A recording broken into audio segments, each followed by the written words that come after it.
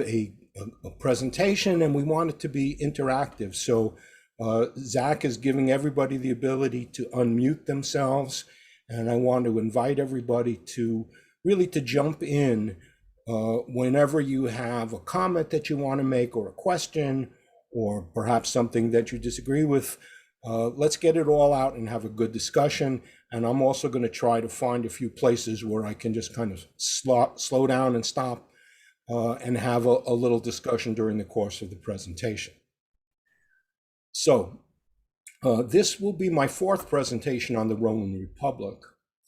And in my previous presentations, I focused on the evolution of the social and political institutions of the Roman state. In other words, an internal focus on what was going on within Rome. And today is a change of pace. At long last, I get to talk about armies, battles, and generals. So I want to start out by posing a question, which is this: what do you feel is the most important military virtue? And I'm opening the floor here for people to just jump in. What do you think is the most important military virtue?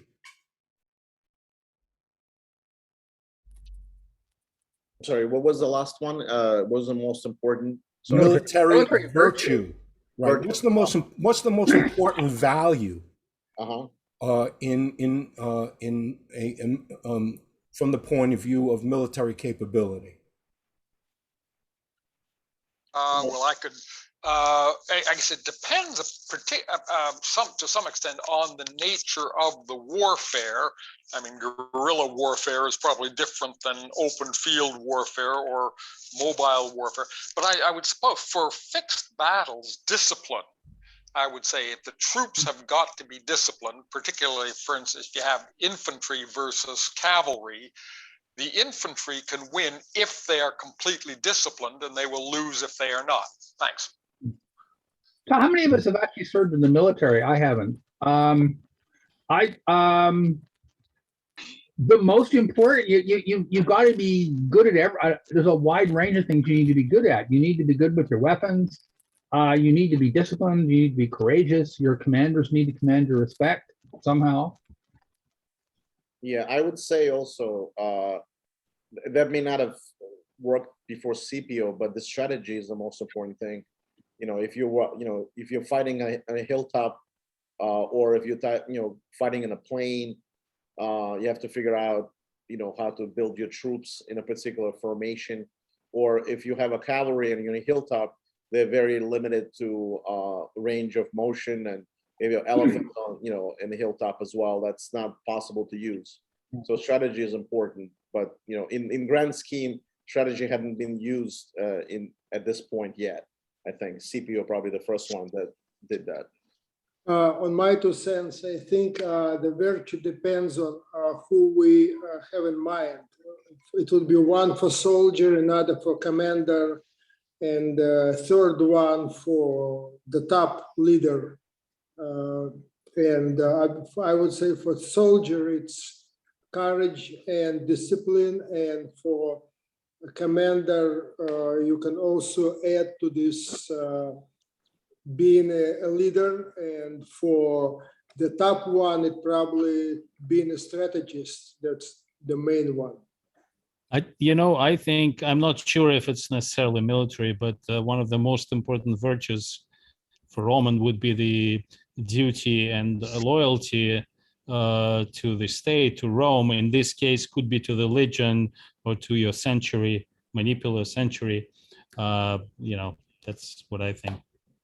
And following up on that, I would say yes. It helps if the people fighting, the soldiers, believe in the cause that they're fighting for. So that's an extension of what Ralph and Greg were saying about discipline. But how critical is that? Like the concept of Roman loyalty to the state didn't survive the transition to professional armies. Well, okay. It may not be critical. Yeah, it's called pietas. But it certainly helps. And sometimes, in some places, makes the difference. So those are really good comments, and many of them are kind of almost synonyms for what I'm going to be arguing. Whoops. My argument is that the most important military virtue is cohesion. Your army, you have to have an army that won't run away. No matter what type of warfare it is, if it's guerrilla warfare, if it is really any other type of warfare that you can think of. In my view, the most important thing is the cohesion of your army. How long will they be able to stay together as an effective fighting force, be able to absorb setbacks and continue to function? And I'm going to be arguing today that, I'm minimizing this, that it was the Romans' attention to this question and the institutional developments that they had that were created to protect their conquests and integrate the conquered populations into the Roman state, and also by internal measures that increased the cohesion of the population. These institutions and reforms reflected Roman practicality and flexibility, and they are the reason that Rome was able to survive setbacks and military disasters that would have destroyed any other ancient state.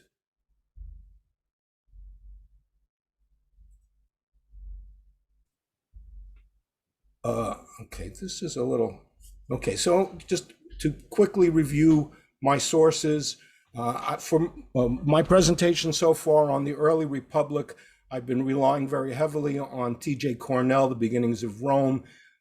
This book has become extremely influential in academic circles. All of the better articles on Wikipedia are informed by this book, and it's a really excellent academic book, and I strongly recommend it. And also at this point, I also want to acknowledge some of the professors that I've had. So Professor Mauro was the person that taught the Roman survey that I'm starting to dip into the notes that I had in his class. So I also want to acknowledge him. Here we have a diagram of Roman expansion in Italy. And so if you look at the darkest red that I've circled, that's where Rome starts. It's very small. And we're going to take it up as far as the kind of dark pink that includes Capua, Cumae, and Neapolis, the cities in the Campania.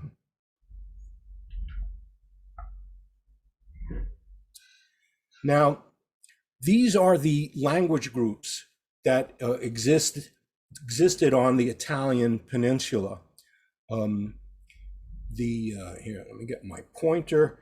The Latin speakers were just this very small section here, and I think that the previous map, I'll go back 1 second, I think it even makes Rome a little bigger than it should be at this point in time at 500 BC, because you see over here, the Latin speakers are approximately the same size, and Rome was not the only Latin speaker. To the north of Rome were the Etruscans, who were an advanced civilization, very much under the influence of the Greeks, as was the Romans. They were highly Hellenized, and they were a fully urbanized, advanced civilization. And you notice that they had started to colonize in the Campania down here.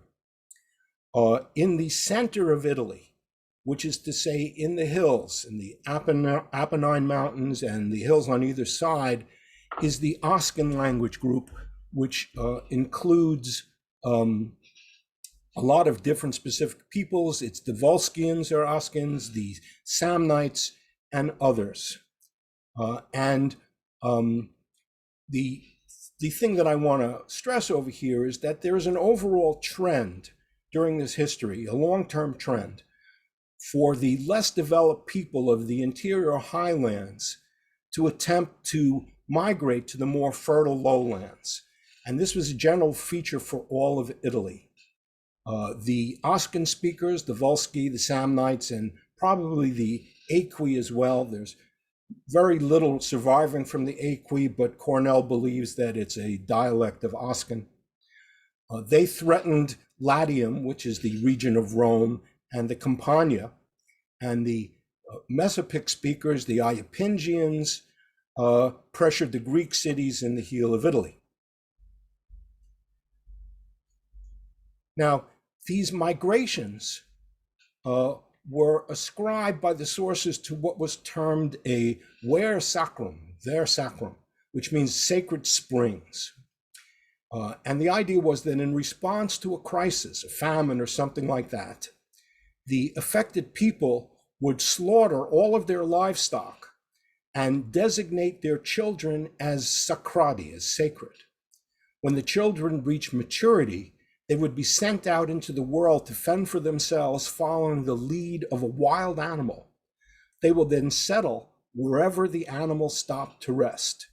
So an example of this is the city of Picenum, the Bicentais, who were people who had followed the woodpecker, in Latin picus, when they migrated to the east coast, the Adriatic coast.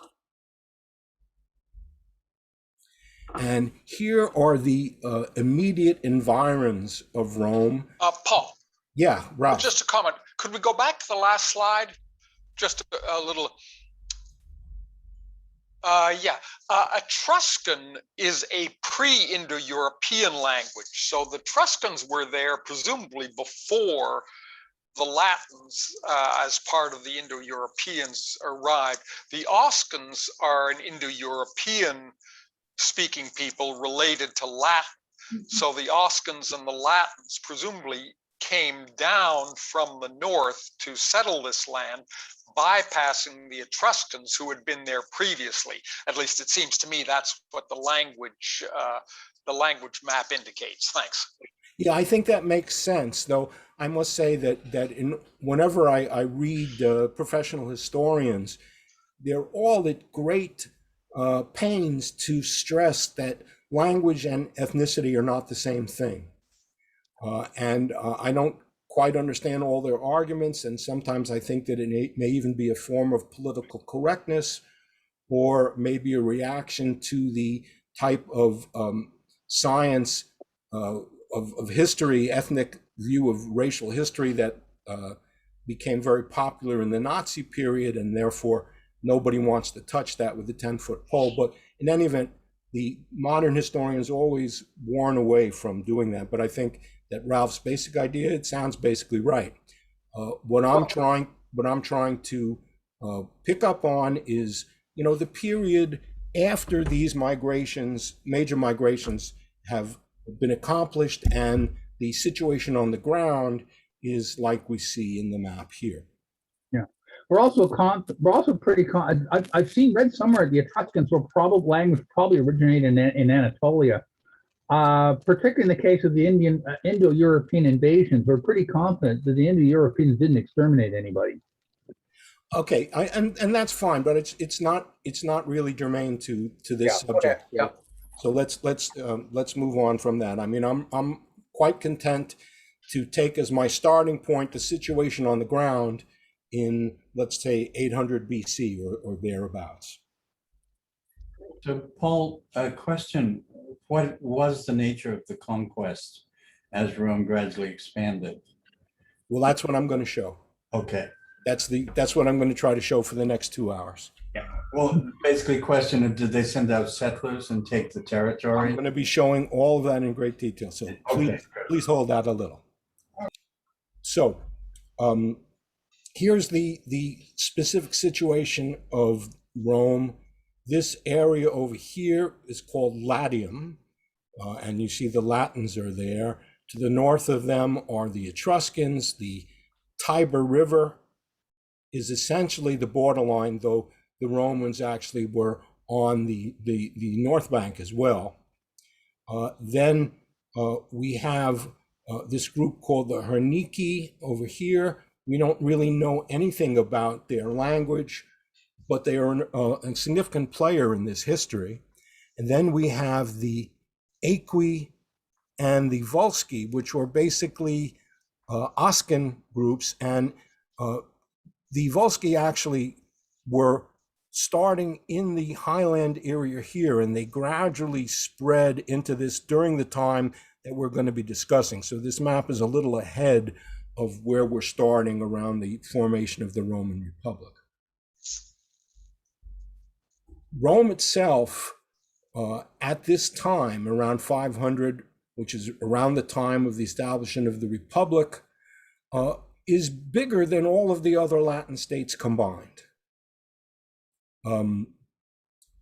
And on the other hand, they still are significant and, well, let's say about equal to the size of the other Latin states combined. So what do we mean when we say Latin? We're looking at a picture called the Sanctuary of the 13 Altars at the city of Lavinium in Latium. And these were a common sacred place, a sacramonial place for the Latin group. And the Latins formed a kind of a cultural koine, a cultural community. And they shared a common name, which is nomen Latinum. They shared a common sentiment. They worshiped the same gods, and they had similar political and social institutions. Formally, Cornell says that the real way to define a Latin were the people who took part in a particular ceremony where the Latins once a year would meet and share meat. And they said that whoever shared, whichever communities were involved in shared meat were by definition Latin communities. So in addition to these culture, and let me say that people do talk about a Latin League, and that's very different from what I'm talking about here. The Latin League was something that was formed in opposition to Rome to resist Rome's expansion. At this time, it would not be proper to talk of this as a Latin League, but it was a Latin cultural community. In addition to their cultural values, they had specific political rights that they shared among each other. The first of them, connubium, was the right to enter into legitimate marriages and have legitimate offspring between members of these Latin city-states or towns. Second was commercium. You know, I'm going to try to give common pronunciations.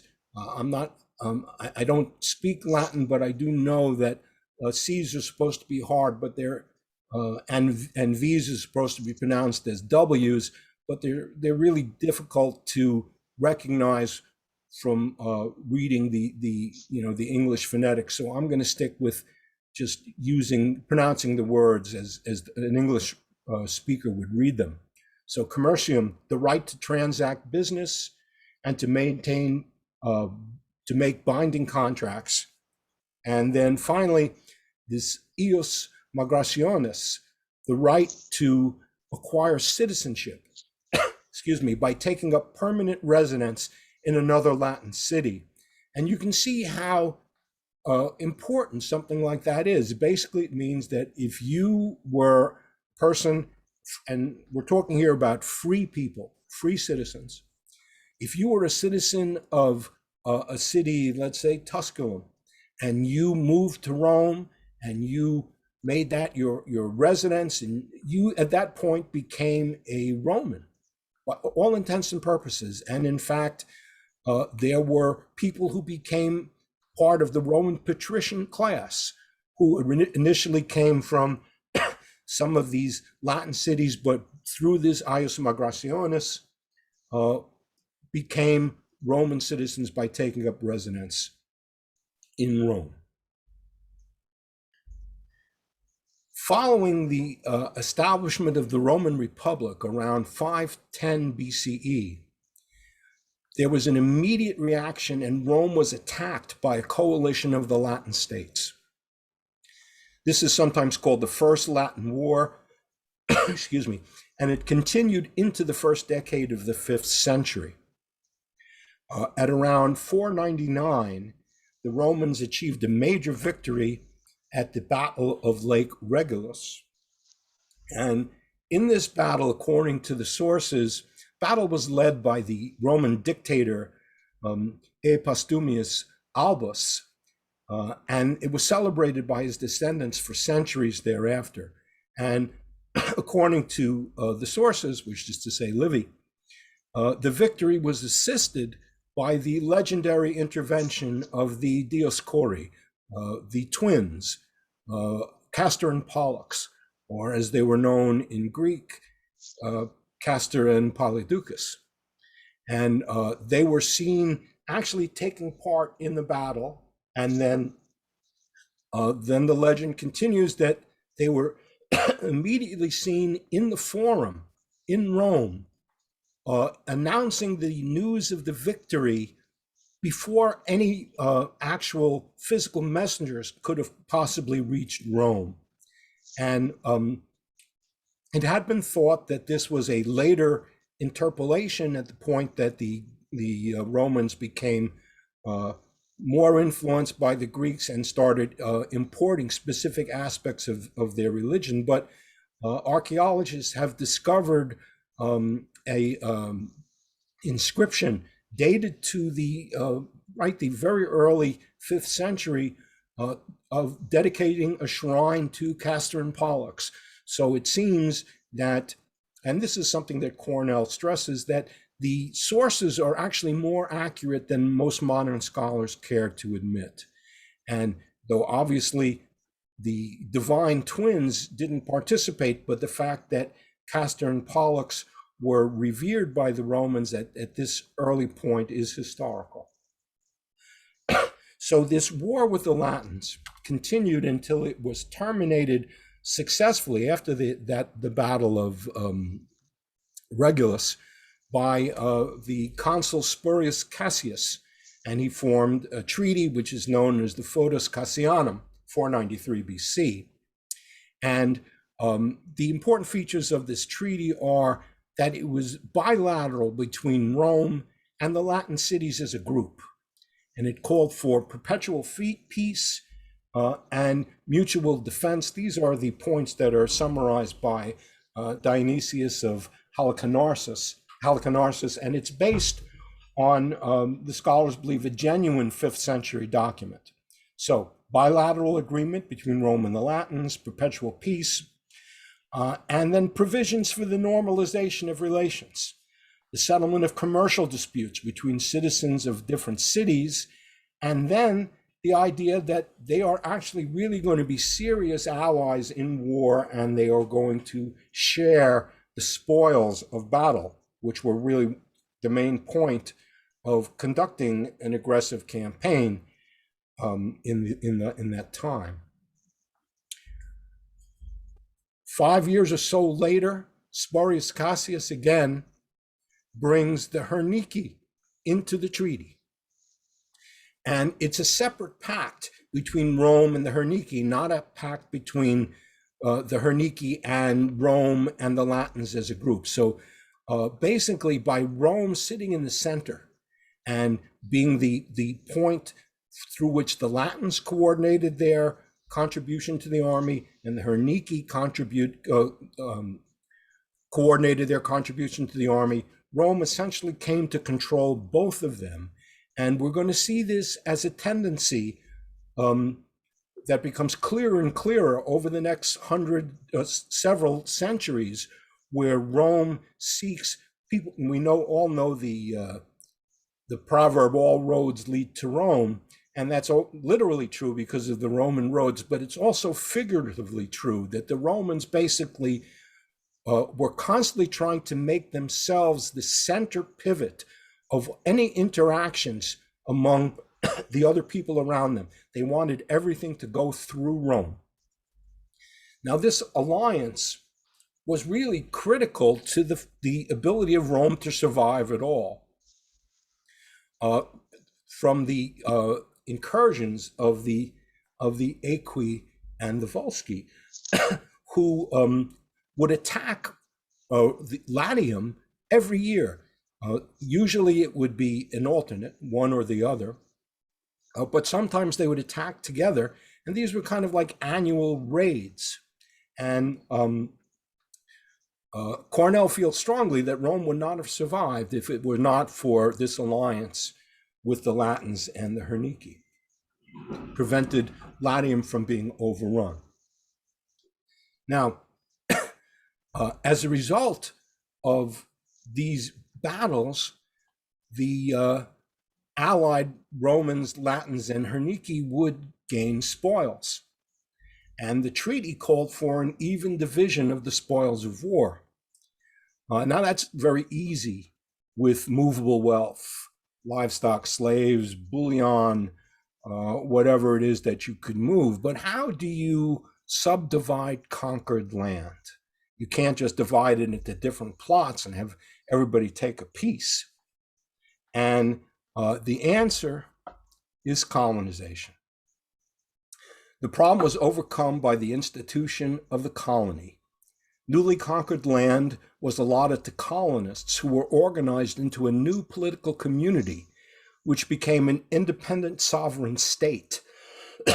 Some colonies were new foundations, while others were already existing cities that had been taken by the enemy and were subsequently recaptured. In general, the cost of setting up new infrastructure were borne by the Roman state. The new settlements became members of what is now properly the Latin League, and were required to send contingents to the allied army. And let me make a comment about that. The Romans were extremely practical. So when I say that the new settlements joined the Latin League, that's because most of them were adjacent to the Latin cities. But the colonies that were next to the Hernici became part of the Hernici Confederation. And the colonies that were directly bordering on Rome became part of Rome. So the Romans were always practical in the way that they approached these things. So all of these new settlements were required to send contingents to the Allied army. And this is critical. They possessed the full Latin rights. Okay, so we're talking about the right to intermarry, the right to conduct commercial relations. And this ius migratianus, that seems to be less discussed as time goes on, and I think it does become no longer part of the full Latin rights, but certainly those others are.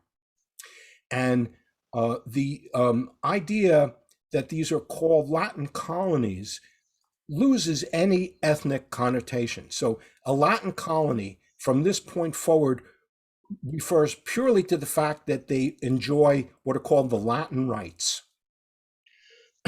Depending on where the colony was located, it might be integrated into any of those groupings. Now, Rome's treaties with the Latins and the Hernici gave them the right to participate in any colonization effort undertaken by the Romans. And this right was continually exercised. And in fact, the Romans constituted at least 50% of every colony. And the key result of Rome's treaties was that their combined strength enabled them to avoid being overrun, as I mentioned before. Oh, I'm sorry. That's, I needed to get the slider bar. So Rome suffered several setbacks at the hands of the invading Highlanders. The Volsci represented a more dangerous threat. They came down out of the hills and they overran the cities on, as you see here, the Pontine Plain in southern and western Latium. And this was the result of the migrations that I talked about with the Ver Sacrum that affected most of Italy during the 5th century. So Rome's wars with the Volscians and the Aequi continued intermittently throughout the 5th century. And fortunately for Rome, the Highlanders never coordinated their attacks. These wars included the legendary episodes of Coriolanus and Cincinnatus. Coriolanus was a Roman noble who was stung by Rome's ingratitude for his service. We hear about him through Plutarch. Basically, any play of Shakespeare's based on the ancient world means that it came from Plutarch. So Coriolanus went over to the Volsci and then led them in an attack to the gates of Rome until his mother and his wife came out and begged him to desist. And that's the legend of Coriolanus. Cincinnatus was a patrician farmer who was made dictator of Rome in response to an incursion by the Aequi. Famously, he raised an army, defeated the Aequi, celebrated a triumph, and then resigned the dictatorship all within the space of 15 days. Cincinnatus himself was most likely an historical figure, though his heroic exploits tell us more about the moralizing ideology of the later Roman elite than it does about the military history of the 5th century. In 483, Rome engaged in the first of 3 wars against the Etruscan city of Veii. In contrast to the Volsci and the Aequi, who were hillmen, less civilized, if you will, than the Romans, certainly less culturally and economically advanced, Veii, in contrast, was a fully developed urban center, fully on a par with Rome. You see the terracotta images from Veii. And Veii is located about 15 miles northeast of Rome, and it was an important commercial and trade center handling the commerce of all of Italy. It was served by a network of carefully engineered roads, and the productive capacity of the land had been improved by an elaborate system of drainage tunnels, which is to say that the war between Rome and Veii was a war between highly developed states based on complex economic and political causes. And the two sides had long-term objectives that went beyond the mere acquisition of booty. So, the first Aequian War, the first Veientine War, in 483, Veii pushed into Roman territory and occupied a fortified position on the Janiculum, which is a hill just outside Rome on the opposite bank of the Tiber. This was particularly upsetting for the patrician clan of the Fabii, the Fabians. Their territory was northeast of Rome along the Tiber, and their interests were directly threatened. So the Fabii went to the Senate and asked for permission to essentially conduct a private war against the Veientines, and the Senate granted them the right to do this. And this was a total disaster, accompanied by only their own clients and retainers, their companions, if you will, their hetorai, as the Greeks would call them. The Fabii marched out and they occupied a small frontier post on the river Crimera. Very shortly, they suffered a catastrophic defeat in which the entire clan was wiped out, with the exception of a single youth who escaped and kept the name Fabius alive. A truce was concluded in 474 that left Veii firmly in control of the town of Fieni. And this town became the focus of the Second Veientine War, which broke out 35 years later. We can view this whole incident with the Fabii as an illustration of the vestiges of the original nature of the Roman patrician class. Local warlords with personal armies fighting wars to defend their private interests. The failure of the Fabii represented a failure of the Roman patrician class as a whole. The world was changing, and the Romans needed to adapt. So, This is a slide from one of my previous presentations on the evolution of the Roman constitution, which covers the same chronological period as the expansion of Rome. So I wanted to just bring that in to create a cross-reference for social and political developments in Rome, and the way you can see what I think are apparent causative relations of Rome's external posture based on what they're doing internally. And it all comes back to my argument about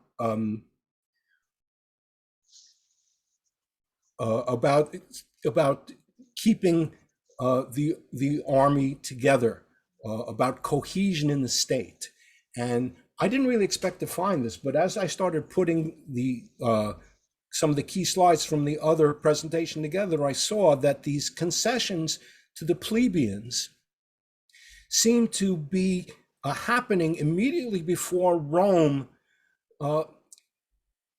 goes back into the field with greater capability. They seem to really show that the cohesion of the Roman state is increasing by basically giving the common people a greater part in some of the fruits of conquest. So what happened specifically in 449, we had the Valerio-Horatian laws. By recognizing the sacrosanctity of tribunes, they're basically saying that these plebeian officers are untouchable. No one can mess with them. They have the right of appeal. They can protect people from actions by the patricians, and their legislative actions, plebiscites, were valid with some conditions. And then there was another change that happened in the way Rome was governed, which was that Rome started adopting something called consular tribunes, or tribunes with consular authority, tribuni militum consulare potestate. And basically, these were people who were selected instead of consuls, and there were more of them than consuls. And the historians interpret this as a way for the leading plebeians to obtain the top office in the state without requiring the patricians to go so far as to say, well, it's okay for plebeians to be consul. The patricians could maintain their lock on the consulship, but they made this concession. So they're allowing talented people from the plebeians to basically contribute their talents to the Roman state. And this, yeah. Question. So during this period, are there consuls and tribunes? No, mutually exclusive. So I'm saying that in between 444 and 367, when the consular tribunes are eliminated, 52 out of 73 years there were consular tribunes and no consuls. And if you add it up, you see there were 5 years not included in there because there were 5 years of anarchy in which there were neither consuls nor consular tribunes. So of the years where they did elect high officers, essentially 5 out of 7, they used these consular tribunes instead of consuls. And these were both essentially concessions to get the plebeians more involved, but the patricians are hanging on. So what we see kind of is a constant negotiation, if you will, over decades, and gradually leading to the further integration of the Roman state. The Second Fientine War, the war with Veii, broke out in 339 BC. Rome was determined to recapture the town of Fieni, lost during the First War. And in this war, the Battle of Fieni in 437, the Roman dictator Aulus Cornelius Cussus killed the king of Veii in single combat. And for this achievement, killing the enemy general personally in hand-to-hand combat, he was awarded the Opima Spolia, an extremely rare decoration, if you will, like the Congressional Medal of Honor, and which had previously, according to the sources, been awarded only to one man, and that was Romulus himself. And you see next to the this illustration a Roman coin showing the Opima Spolia, which essentially is the panoply, the armor of the conquered enemy general being dedicated in a temple. And Cornell says that this event is certainly authentic. So Rome is starting to push back. They've recaptured Fidenae. And in the last decades of the 5th century, there are a series of Roman advances.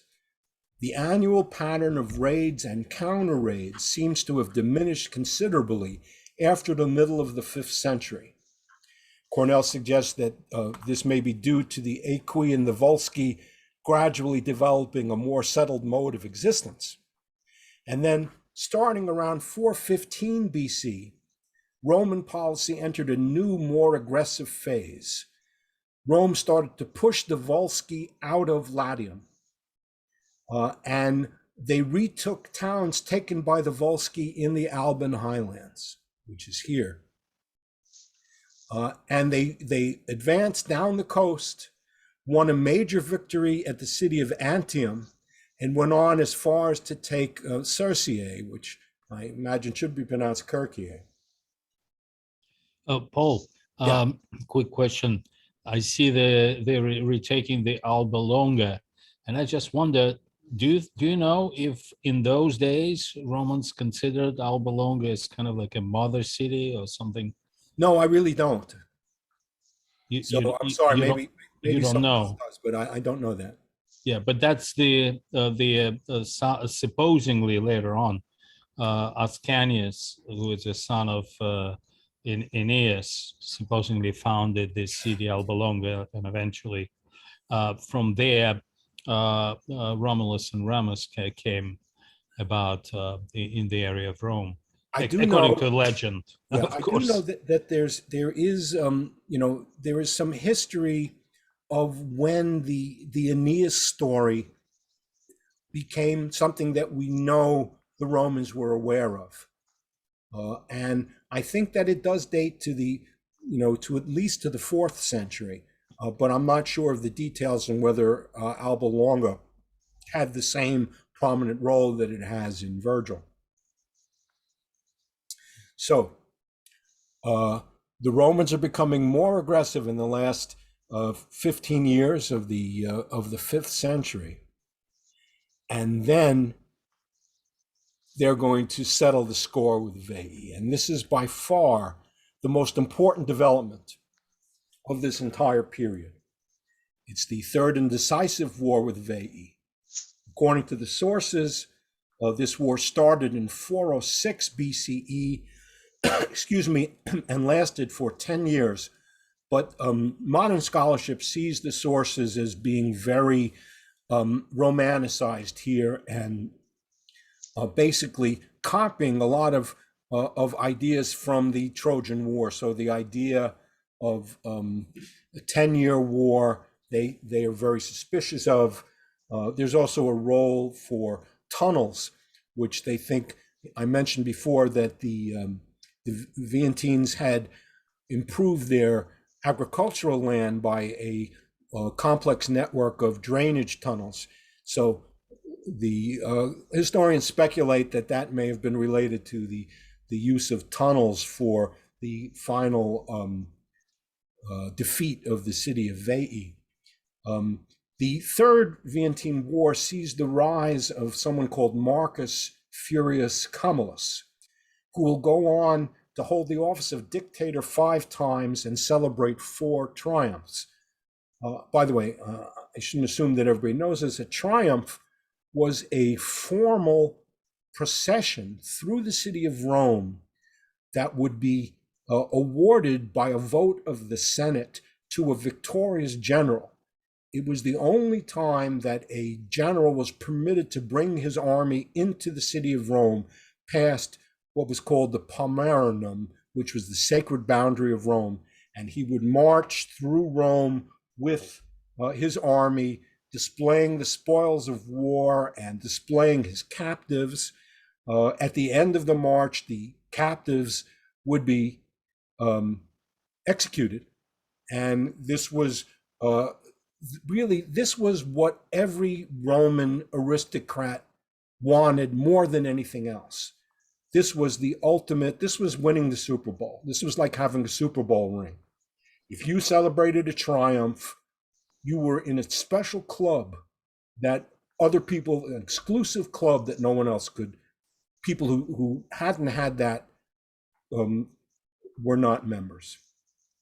So Camillus was a patrician, and by the way, was a tribune with consular powers. He wasn't consul, and then was made dictator. And the fact that he was a patrician and the conflict between the patricians and the plebeians forms the backdrop for his story as regards the war with Veii. So there was a long and unpopular siege before Camillus is named dictator to take over the war. And then he engages in some very successful deception together with military elan and aggressiveness at the right moment. And he takes Veii and ends the siege. And Livy tells us that Camillus distributed all of the booty to the troops, taking nothing for himself or for Rome. When Camillus returns to Rome, the whole city turns out to greet him. He then has his triumphal parade through the city, which he celebrates in a grandiose style more befitting a god than a man. Plutarch comments, Camillus, in his pride and haughtiness of his triumph, drove through Rome in a chariot drawn with 4 white horses, which no general either before or since ever did. For the Romans considered such a mode of conveyance to be sacred, and especially set apart to the king and the father of the gods. This alienated the hearts of his fellow citizens, who were not accustomed to such pomp and display. So the plebeians, so that's Plutarch's take on this. The plebeians, who had been increasingly driven into debt bondage, wanted to redistribute the land seized from Veii, but Camillus resisted this. Then came an announcement by the augurs that Camillus had displeased the gods by failing to make good on his vow to dedicate 10% of the plunder to Apollo. So the fact that he took no plunder for himself and took no plunder for Rome came back to bite him. So Camillus's response was to demand that all of the soldiers who received a share of the booty must return 10%. And this was enforced by the Senate. And I think you can well imagine that this did not go down well. Once you give something to the people, if you take it back, they will hate you forever. And Camillus was impeached by his political opponents, and he went into exile. He later makes a triumphant return when the Gauls sacked the city. This is the story of Camillus as regards the war with Veii. Now, the real history. The episodes involving Camillus are probably legendary, but there is something that is historically certain, and that is the outcome of the war. The Romans occupied Veii and distributed its agricultural land to Roman citizens. No Latins, no Hernici, only Romans. This provided some amount of relief for Rome's poor farmers. And this increased the cohesiveness of the Roman people. As far as the Roman citizens were concerned, they now had a personal stake in Roman conquest. To paraphrase President John F. Kennedy, war was the tide that lifted all boats. There was now something in it for the common people as well as for the aristocrats. There was a clear reason for the common people to support further Roman expansion. And now see the effect on it. This was really what produced the springboard for Roman expansion. So we see here in pink the lands controlled by Rome directly. The ager means land in Latin, the ager Romanus. And in blue we have the land of Veii, and then the green were the cities of Fidenae and Labicum. And Rome annexed them all. And this increased the Roman land under cultivation by 75%. And the fact that this land, or some of this land, had been distributed in small allotments to poor citizens was critically important. And you can see that in the ancient world, if you have more land, you grow more food. If you grow more food, you can support a bigger population. And the biggest factor contributing to military superiority is the size of your armed forces. So this increase in land directly contributes to a markedly increased strength over generations of the Roman army. Around this same time, 405 BC, there were a series of reforms in Rome, and they're called military reforms, but as you see, they're not really reforms to the army per se. They're reforms to support the army.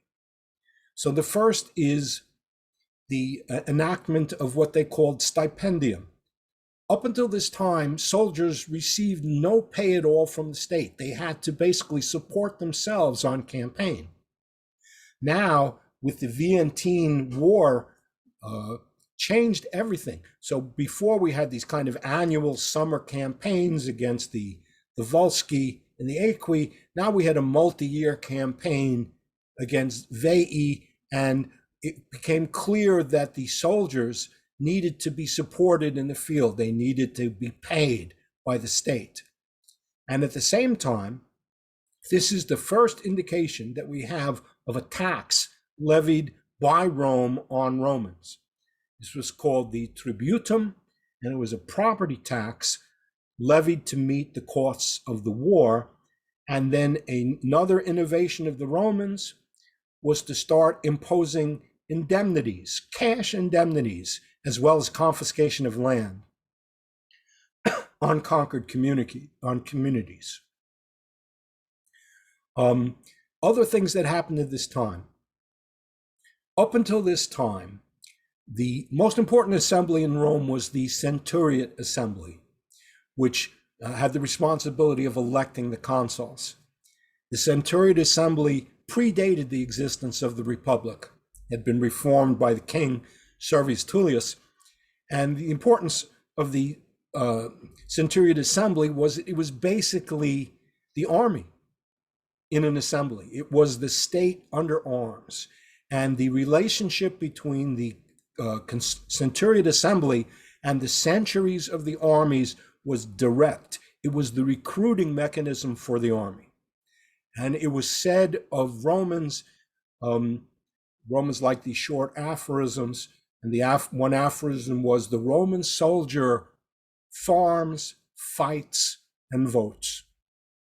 So you had what's sometimes called a timocracy, a military state in a certain sense, with the soldiers themselves having a voice in the conduct of the state. So the direct, at this point at 405, this starts to break up. And the direct connection between the army and the Centuriate Assembly is dissolved. The Centuriate Assembly now develops into more clearly defined wealth classes, and the recruitment to the army has now been regularized and essentially delegated into the local tribes, the geographic. By the way, tribes in Rome does not refer to any ethnic or familiar relationship. Tribes in Rome are strictly geographic. So there were 4 urban tribes in the city of Rome itself. And then as Rome would conquer more territory and absorb it, annex it into Rome, they would form new tribes. So tribes were the place where they collected taxes and also the place where they recruited soldiers. No accident that this is happening at the time when the Romans conquer Veii and their whole capability is increasing. Then we get a kind of a unique event. Out of the forest, the Gallic hordes. In the summer of 390 BC, the Romans experienced what they called the Gallic Catastrophe. This has been discussed at great length by Greg, and I'm not going to repeat that, but I'm just going to briefly say that Cornell's take on this is that we know, in other words, who were these people? What were they doing? We know that the king of Syracuse in Sicily, Dionysius, was actively recruiting Gallic mercenaries at precisely this time for service in his army for fighting against the Carthaginians and other city-states on Sicily. Cornell feels that the Gauls who sacked Rome were most likely mercenaries who were traveling south to make their way to Sicily when a target of opportunity presented itself, which was Rome. All academic observers note that the really remarkable thing about the Gallic sack was that it had almost no permanent effect. Rome recovered almost immediately after they left, which is not to say that it wasn't a severe psychological blow.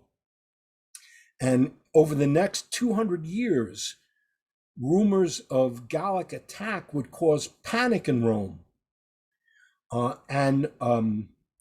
In fact, on 3 occasions in 228, 216, and 114 BCE, the threat of Gallic invasions of Italy caused such panic in Rome that they carried out human sacrifice. The human sacrifice involved burying alive a pair of Gauls and a pair of Greeks. Cornell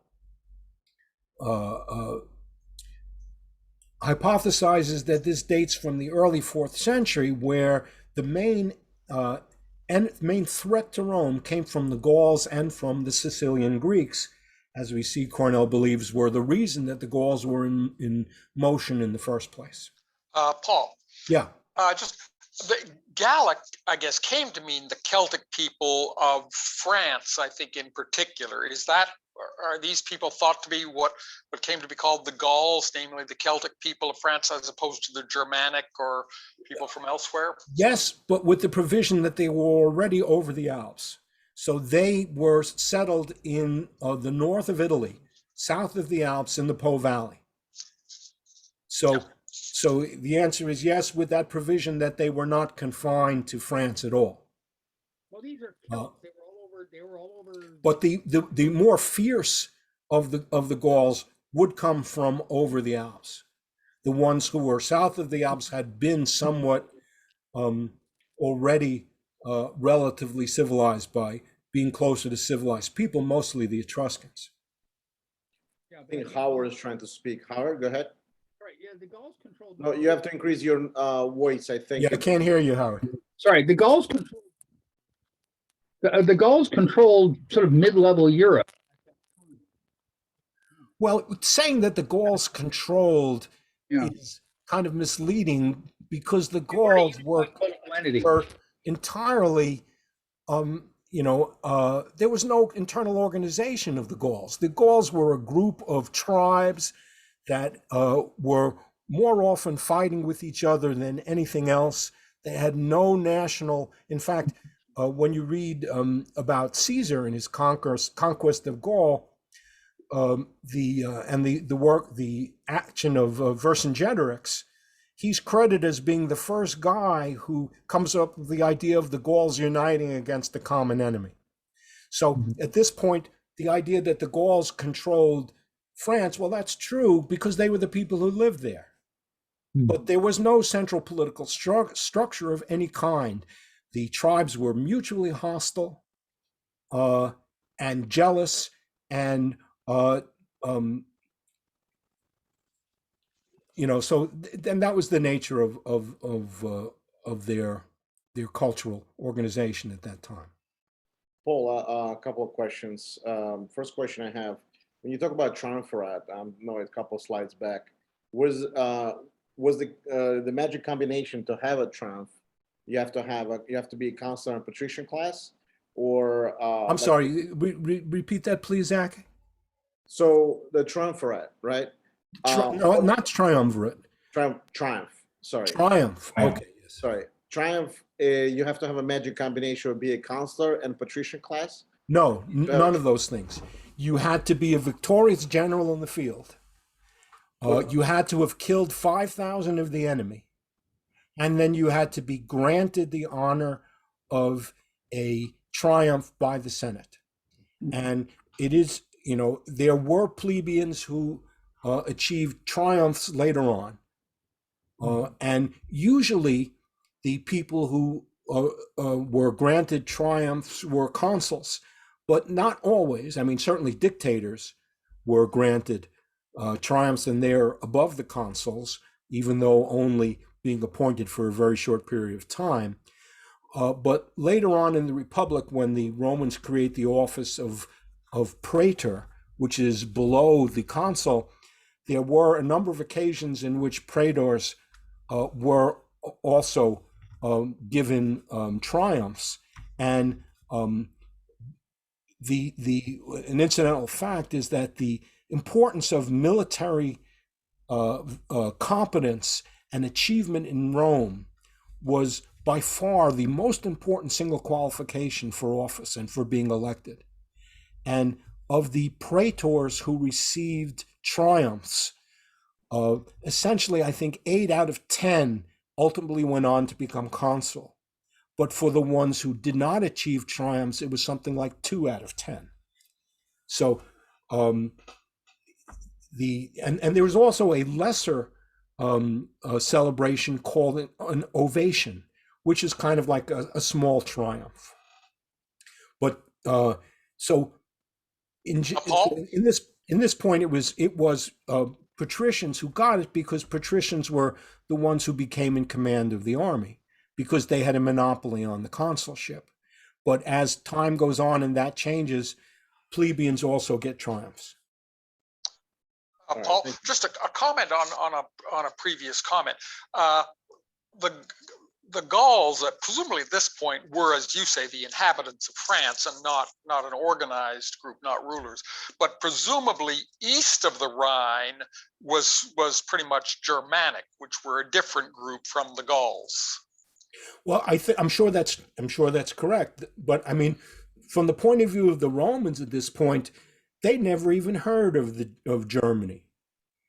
Germany was, I don't think they'll hear about Germany until they run into Germans and they don't run into them under pleasant circumstances, and then they find out that they came from beyond the Gauls.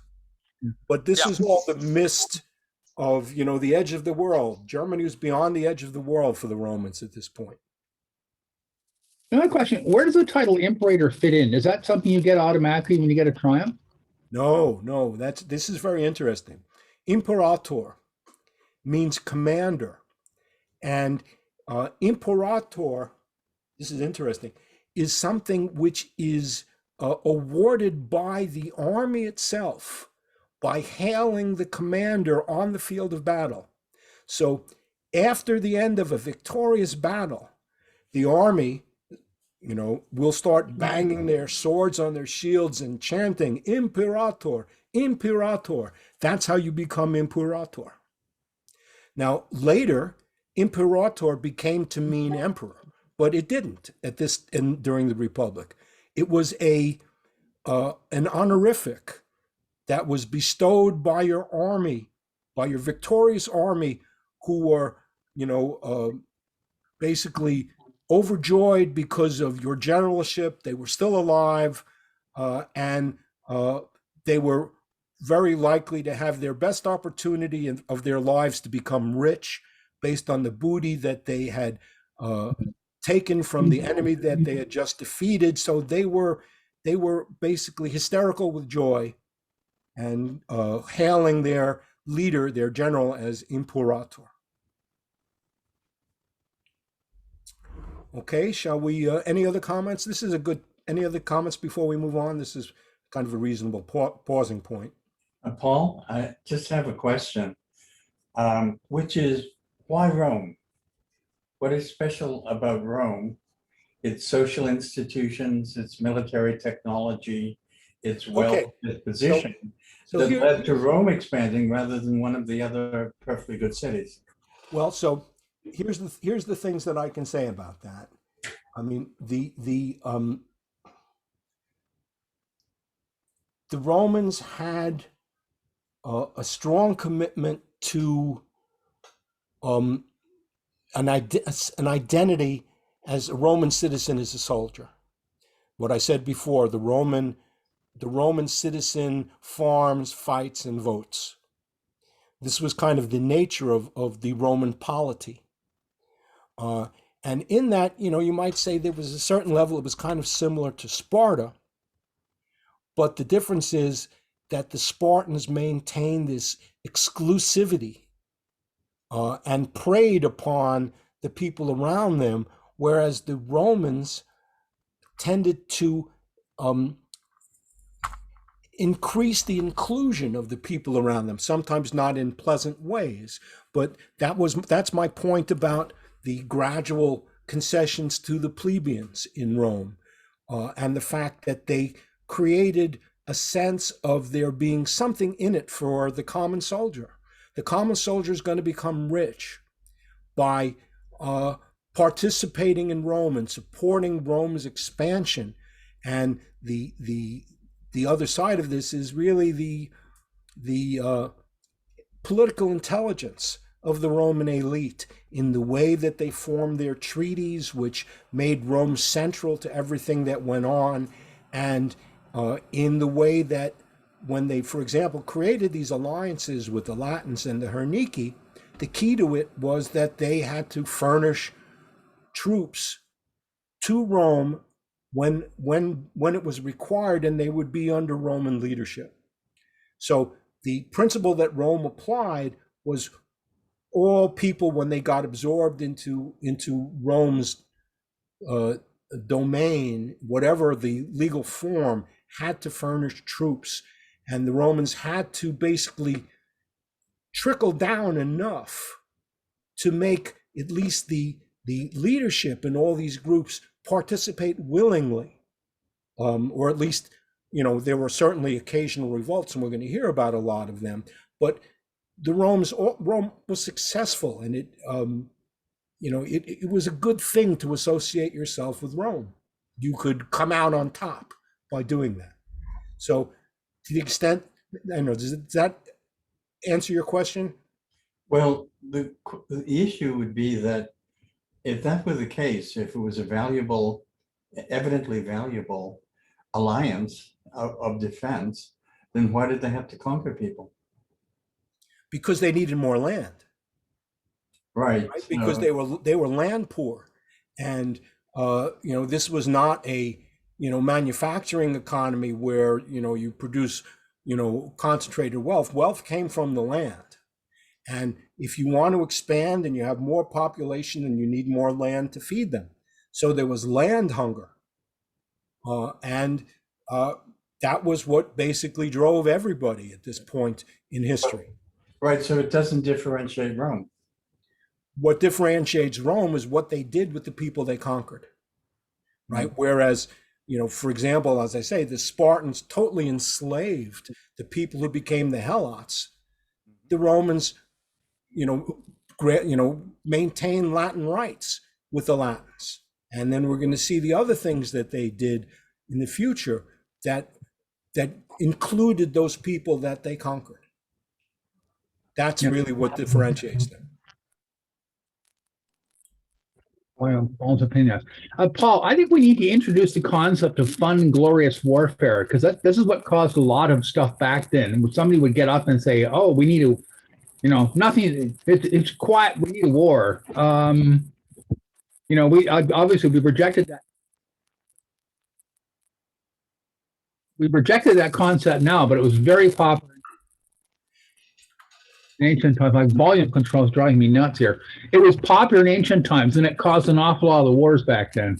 Well, for sure. I mean, the Romans had, values that were similar to the Greeks. They valued fame and honor, right? The Greeks called it kleos and time, and the Romans called it gloria and lauda.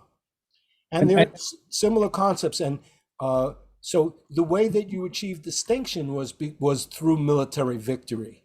But on the other hand, it wasn't just a question of fun. I mean, these people knew about war firsthand. The one fact is that the participation of Roman citizens in the army was through the roof.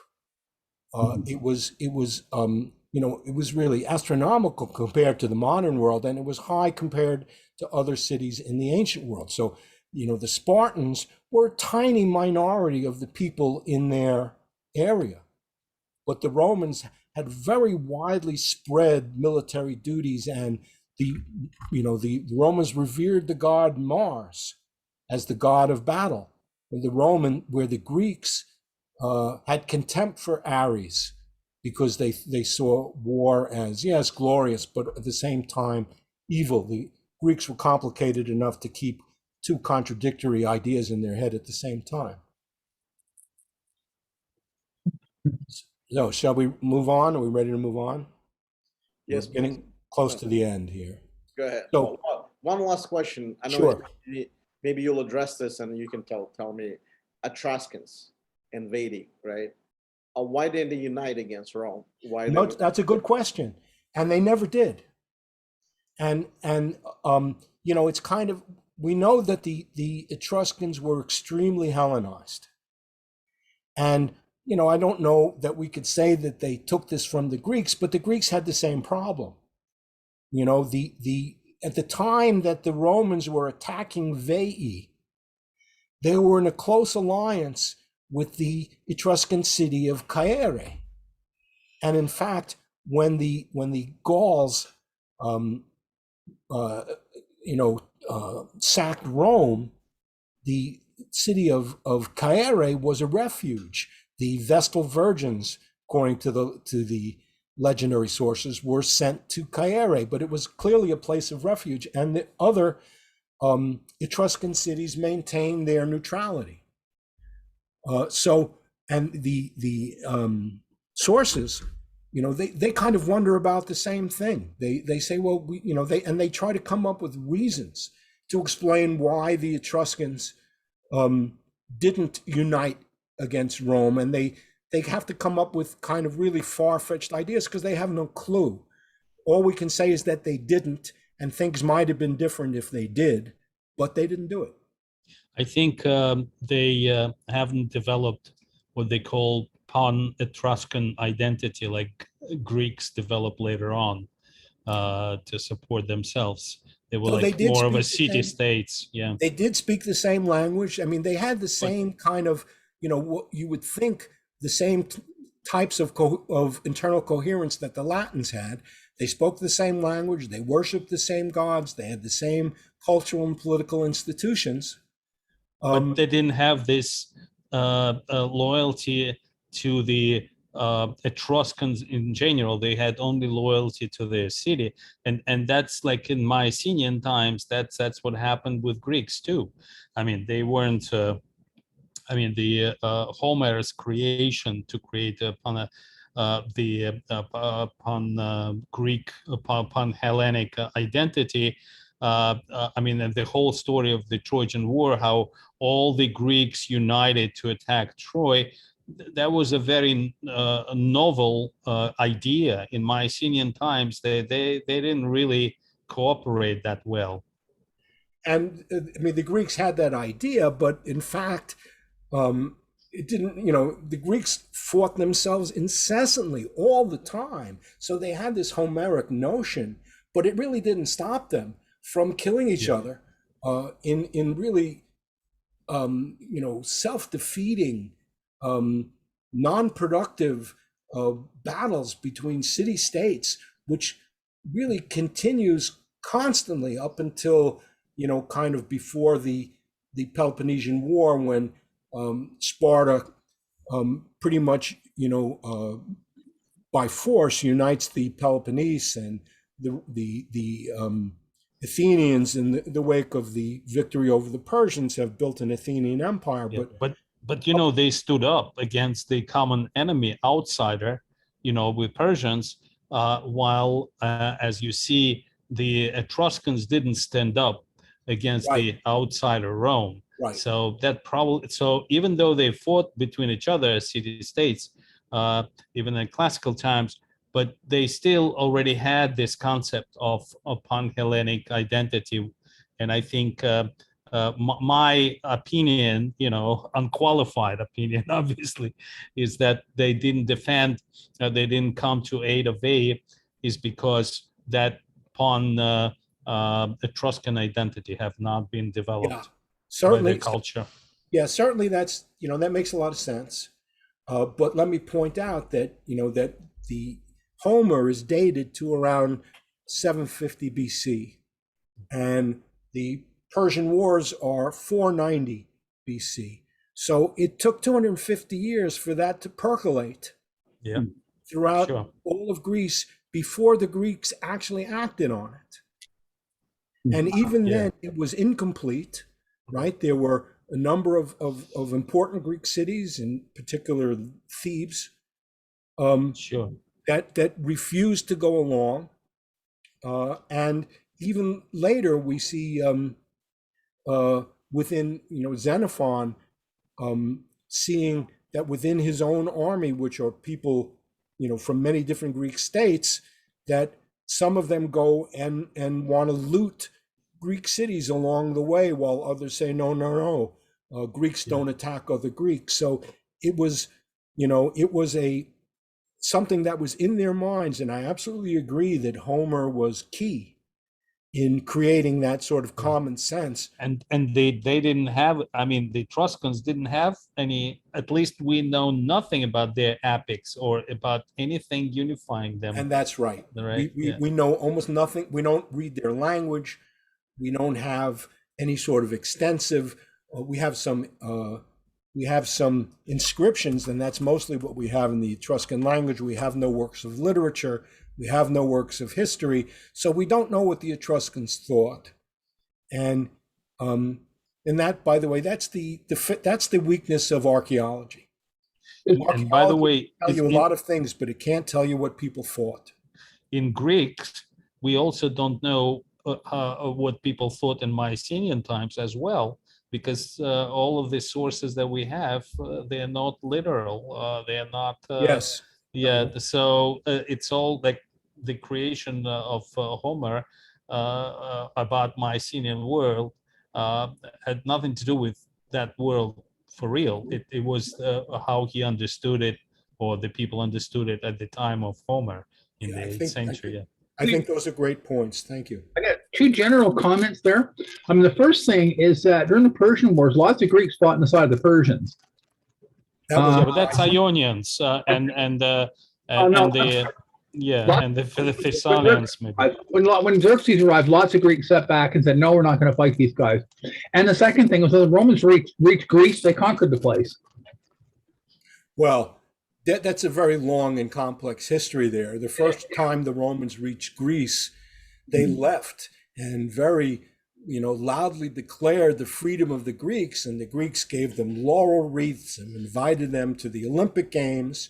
So the first time the Romans came, they didn't conquer the Greeks. They freed the Greeks in their mind, and then the damn Greeks couldn't avoid their squabbles and their conspiracies and so forth, and the Romans had to come back again until ultimately they totally subjugated the Greeks.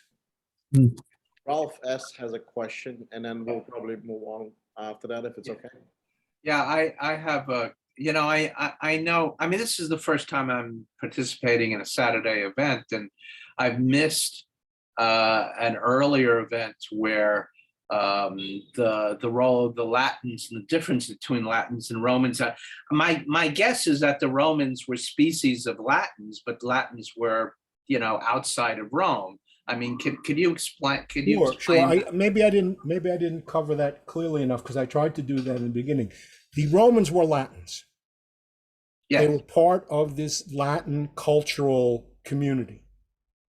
And the Latins had collective rituals and ceremonies, which, in the ancient world, we look back and we say, oh, it's pagan superstition. Well, this was the glue that held ancient societies together.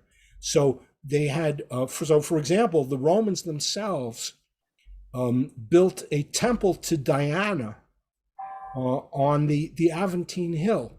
But this was done before the Aventine was incorporated into Rome. And it was an international center for all of the Latins. And we saw the picture I showed you of the 13 altars was another one of these international centers. By international, I mean a pan-Latin center. And the Latins had pan-Latin celebrations and feasts and observances that they would do together. And it was after the, immediately upon, more or less upon the establishment of the Republic by coup d'etat, where the Latins united in opposition to the Romans. But that's the first time, and that's what's known to history as the First Latin War. And I'm sure that the Latins and the Romans squabbled with each other and among themselves as well. But this is what is on the historical record. Okay, I missed the first part of it. It's not your failing. I just wasn't there for your initial explanation. Now these cities that you mentioned, where were those part of the Latin Wars? That's when I came. There's a city that's starting with a V. No, that's Etruscan. There's Veii, but there's also a city, Velitrae, which is a Latin city. Oh, okay, and that was subject of of warfare of a Roman conquest. Well, they were at this point. They were one of the Latin members of the Latin Confederation. Yeah, Tusculum was subject to conquest, right? Yeah, Veii was. Yeah, and, but also Latin city Tusculum, also but ultimately all of the Latin cities. Yeah. Well, there were some that stayed loyal, but Rome was your friend until it wasn't.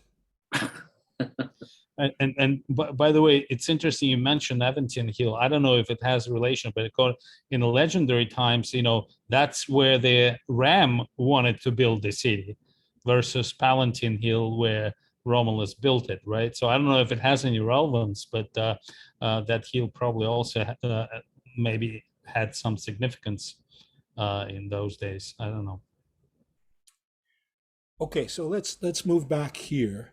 So the Romans bounced back after the Gallic, and just while we're here, just to answer some of these questions when we have this map up, all these towns here, Gabii, Telenae, Tusculum, Cabrum, Lavinium, Laurentum, they are all Latin cities or towns. And, it's a question of what constitutes a city versus a town. It's not clear. None of these places were very big, even though Rome was bigger than all of them, it still wasn't very big. And so this was the Latin area. Rome continued this pattern of military success and expansion that started in the 420s using their springboard being the land that they absorbed from Veii. And they conducted successful campaigns in Etruria against the city of Tarquini, which is all the way up here. In 388, they scored a decisive victory over the Aequi. And in 389 and 386, they had victories over the Volsci. And then in 383, the Romans consolidated these victories by establishing Latin colonies in Etruria, up here at Sutrium and Nepet. Filaria was a pre-existing colony. And at Satrium and Setia on sites taken from the Volsci.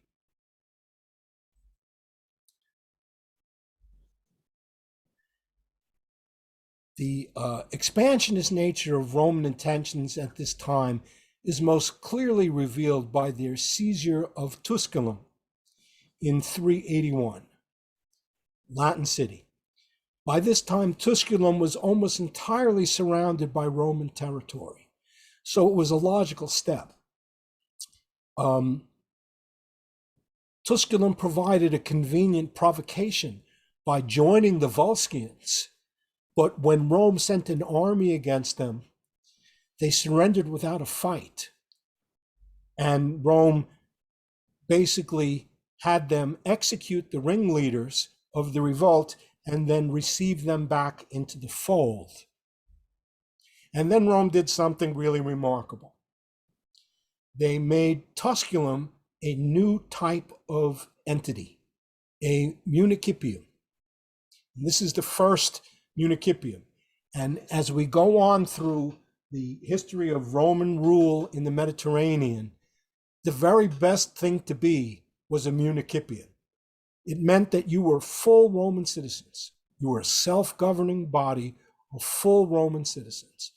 You had some considerable internal autonomy.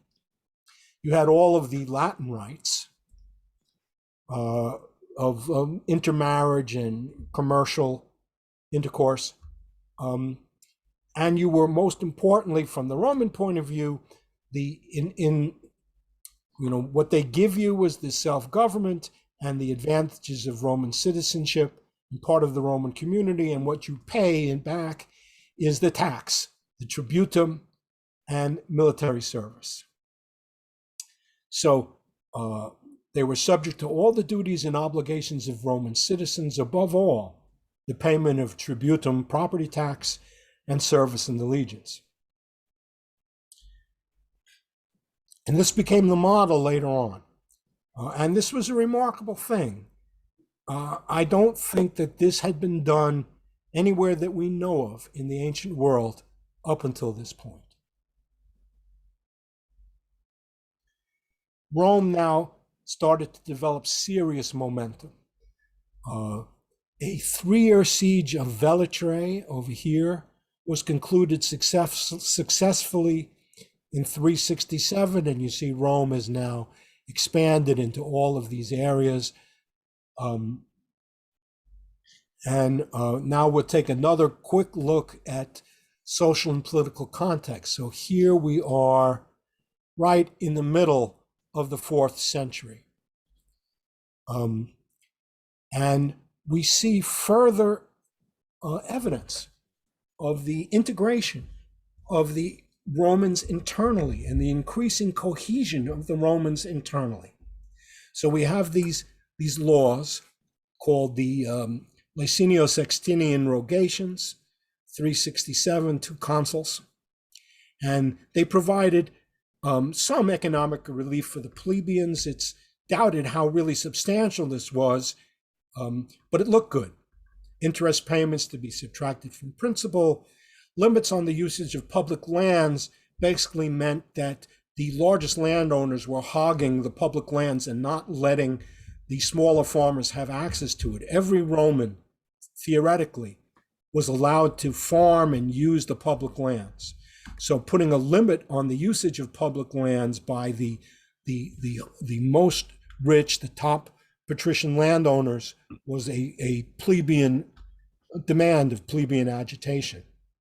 And in fact, through the entire history of the conflict between the plebeians and the patricians, the plebeians never demanded the redistribution of land owned by rich landowners. All they asked for was a redistribution of the public land, the ager Romanus, the ager publicus, that they were every Roman in theory was entitled to. The other thing they did at this point, and this is really important, is they got rid of the consular tribunes. This is the end, 367. And instead now started electing consuls and opened the consulship to the plebeians. So this is a huge step. And here's what it really means. We now get the emergence of a brand new social class in Rome. The idea of the conflict between the plebeians and the patricians is now something that exists really in name only. Now you have something that the Romans called the nobilitas. The nobilitas basically were the families of anybody that had ever been a consul. So by plebeians becoming consuls, they became part of the nobilitas. And though there were still snobbish differences, they went all the way down even into the empire between, the patricians, who were the oldest aristocracy and were the most desirable things. But in fact, there was now no difference.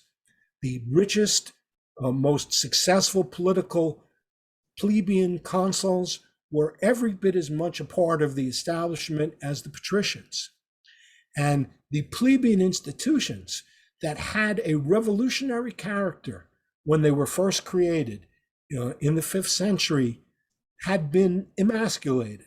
They now had become just a tool to be used by the nobility. And the position of tribune of the plebes, which used to be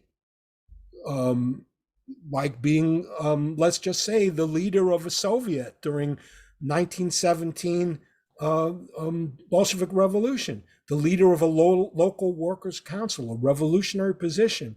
It now became just another step on the ladder for rich plebeians seeking higher political office. And the fact that a tribune could veto legislation was really something that was used by the Senate to keep the other tribunes in line. It was no longer used by the plebeians to stop the Senate from oppressing the plebes. It was we now had the old boys club, the real Roman oligarchy steps upon the stage for the first time at this point. And the point is that, it's not a question of right or wrong here. It's just a question of effectiveness. And this was extremely effective. It meant that talented people in Rome could now rise, and their talents could be exploited for the good of the Roman Commonwealth. And that wasn't necessarily good news for the people who were not part of this. And in some cases, and there were losers in Rome itself. There were poor people, and they were miserable. And people voluntarily sold themselves into slavery. But in the long term, this meant that the cohesion of the Roman state increased, and more new blood was brought into the Roman leadership. And in these years succeeding that event, the establishment of the nobilitas and plebeian consuls, Rome's expansion accelerated. Rome allowed the Cassian Treaty, the treaty with the Latins and the Hernici, to lapse. And then there were some brief hostilities, and the Romans then renewed the treaties, but on much more favorable terms to Rome. They forced the Latins to accept Roman annexation of the Pontine Plain. This was great farmland. This was really desirable land. And they forced the Hernici to cede land in the valley of the Toleno River, also really excellent land. And this idea that you could only work through Rome started to become more prevalent, though it wouldn't be really formalized until somewhat later, beyond the scope of that'll be in part 2 of the presentation. So this was up through 358. Then 358 going forward, Rome became involved in a war with the Latin cities of Tibur and Praeneste in 361. In 354, these cities were compelled to surrender and make separate agreements with Rome. And you know that each time you surrendered, you gave something up. The Romans came in and they would send in their own people. Sometimes they would actually deport or exile an entire ruling class. And when the Romans sent in colonies, frequently they were led by high-profile Romans, by senators. So this wasn't just a bunch of guys saying okay, go out there and do this. And there was also understand that the colonies had a very military purpose. You see, the colonies are established at the perimeter of Roman area where they can expect that they're going to be attacked by the people who are outside the Roman area. So the colonies and the colonists, I would think that in a very large extent, they're kind of synonymous with the families of the soldiers. So Rome is essentially exporting its military, and the soldiers are common people, and they are now becoming, what in The Godfather they called the pezzonovantes, the big shots, in the places where Roman imperialism had sent them. Livy records a victory by the dictator C. Marcus Rutilius in 356, and that's in Falerii and in Caere. In 353, Caere, which had been previously a Roman ally, as I said, when Rome conquered Veii, Caere was an ally, but things like that don't last with the Romans, and the Romans would always overreach and they would get greedy.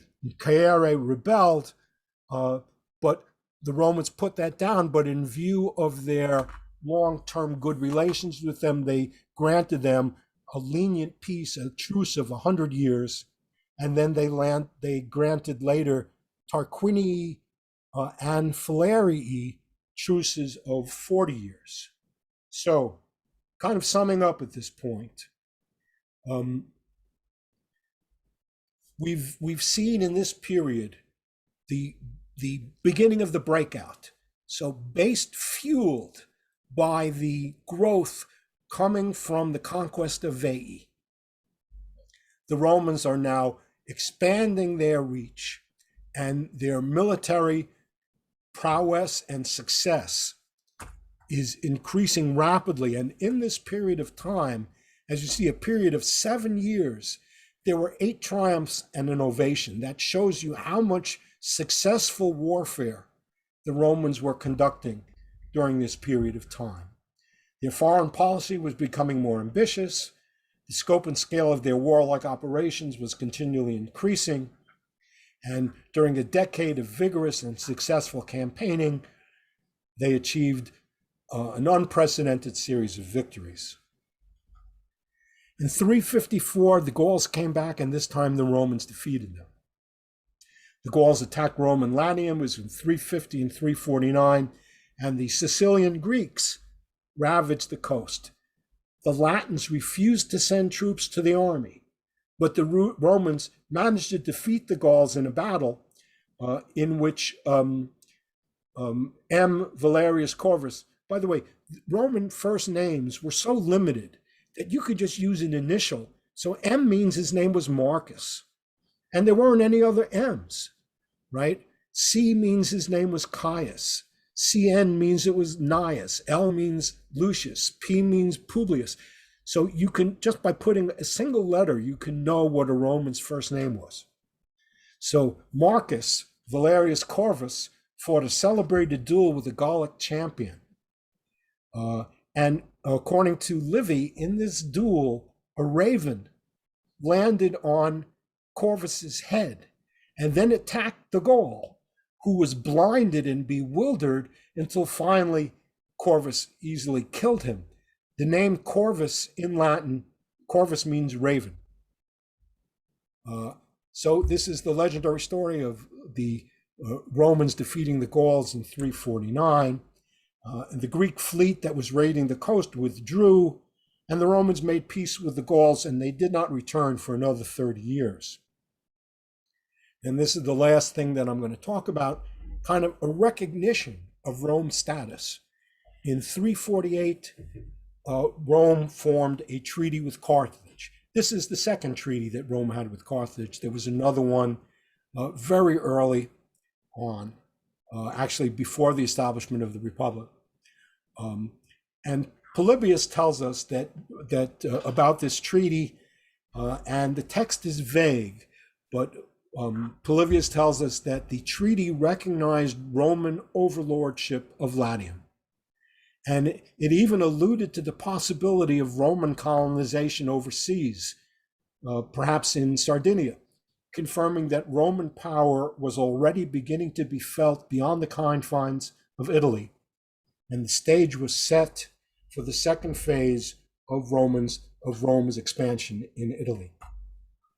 And that's part one. So, Zach, I'm going to stop sharing and let's talk. So I have a quick question about Sabini. Were they Ossians or Latins, on their own? They had their own language. So they are separate, right? Separate, yeah. And I just wonder then, considering their legendary alliance with Rome early on, why Rome didn't expand into Sabine territory? That seems strange. They did.